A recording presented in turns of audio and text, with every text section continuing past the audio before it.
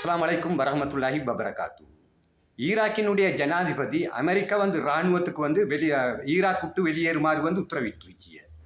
Iraq மீது படையெடுத்த எந்த காரணத்தை சொல்லியேன் அமெரிக்கா ஈராக்ல சதாம் ஹுசைன் 1990 காலத்து பகுதிகளில் கொண்டு சதாம் ஹுசைன் அணு ஆயுதத்தை கொண்டு அந்த நாட்டில் உண்டாக்கின்னு சொல்லிய ரீதியில தான் ஈராக் மீது நேட்டோ நாடுகளை கூட்டிக் கொண்டு கிட்டத்தட்ட 32-34 நாடுகளோட சேர்ந்து தான் ஈராக் மீது பாரிய ஒரு யுத்தம் ஒன்றை நடத்தின அமெரிக்கா. ஜோர்ஜ் புஷ்ட கொண்டு காலத்தில் அமெரிக்க ஜனாதிபதி அறிச்சிய நேரம்.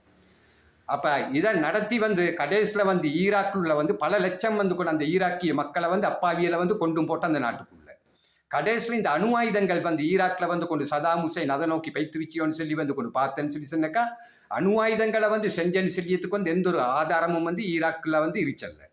இந்த அடிப்படையில அதுக்கு பிறகு அவங்களுக்கு தேவைப்பட்ட ஒரு அரசாங்கம் உண்டு. அவங்க நாட்டுக்குள்ள நிறுவி அந்த நாட்டிலிருந்த பெரும்பாலான இந்த எண்ணெய்களை கொண்டு அமெரிக்காவுக்கு கொள்ளையடிச்ச வேலையை தான் இவங்க செஞ்சது.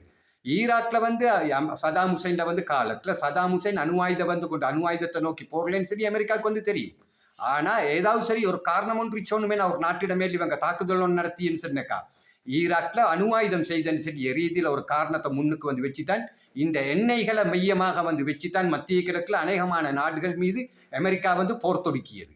இந்த அடிப்படையில 91 இருந்து இன்றைக்கு 2025 வரைக்கும் ஈராக்கிலிருந்து இதே அமெரிக்கா இன்னும் அவங்களோட இராணுவத்தை நிலையான கொண்டு ஒரு இராணுவமா நிலைச்சு வச்சு கொண்டு தான் வந்துருச்சியது.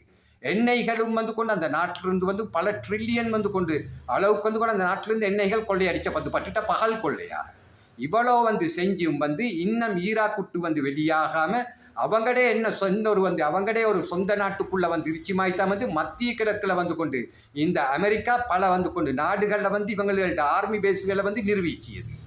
இன்றைக்கு சமீபத்தில் ஈரான்ட கொண்டு IRGCயால கொண்டு தற்போது ஈராக் அரசாங்கத்தோட ஒரு நட்புறவோண்ட பேணி கொண்டு போறது மட்டுமல்லாம ஈராக்ல உள்ள கத்தாயிப் இப்னு ஹிஸ்புல்லா இயக்கம் தான் பிரதான கொண்டு பெரிய ஒரு அமைப்பு உண்டு.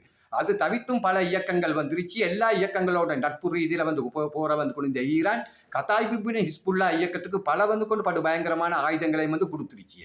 ஈரான் பல வருடங்களாக செஞ்சு கொண்டு வர்றது அமெரிக்கா ஆக்கிரமிப்ப மத்திய கிழக்கிலிருந்து கொண்டு வெளியாக்கணும்னு சொல்லி இந்த நோக்கத்தை உண்மையா வச்சுதான் ஈரான் பல கொண்டு இராணுவ நடவடிக்கைகளை எடுத்துக்கொண்டு வாரது.